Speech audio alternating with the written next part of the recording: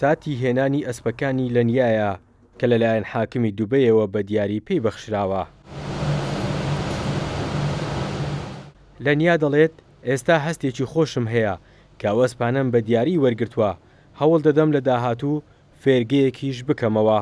ئەوڕۆ ئەسپەکان گەیشتە دەسم و بەسەر چەندە نەیتوانکە بەخۆی بمداتە چونکە نەساغ بوو لۆ بەسەر ئەسپەکانی پێشکەش کردم لەلایەن مەکتەبەکەیەوە بەسەر ئەسپەکان پێشکەش کردم بەس لەخوای بەزیاد بوو ئەوڕۆ ئەسپەکانیش گەیشتنە جێ بەڕاستی ئەسپەکان ماشەڵایەن لێبی هەمویان زۆر باشە جوانن زۆر سپاس دەکەم لێرەوە.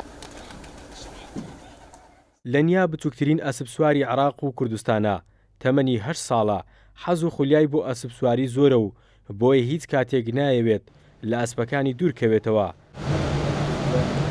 باوکی لەنیا ئاماژە بەوە دەکات تاوەکو ئێستا هیچ پارچە زەویەکیان نییە تاوەکو فێرگەی لێ دروست بکەن.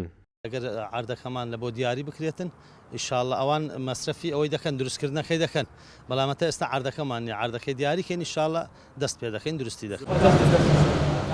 لەنیا دانیشتووی ناحیەی قوشتەپەی سەر بە پارێزگای هەولێرە لە تەمەنی 5 ساڵیەوە خولیای ئەسپ سواری بووە و وەک خۆی دەڵێت بۆ هەتایە واز لەو حەزەی ناهێنێت. دوجار ئەسپەکانی لەنیا لەلایەن حاکمی دوبەیەوە گەیشتە دەستی و لە شاری هەولێر. ئەمە و ئەسپەیە کە لەلایەن حاکمی دوبەیەوە بە دیاری پێشکەشی لەنیا کرابوو. لەنیا ئەو کچەی کە ئەسپەکەی مرد و کاردانەوەی گەورەی سۆشیال میدیایی بەدوای خۆی داهێنا.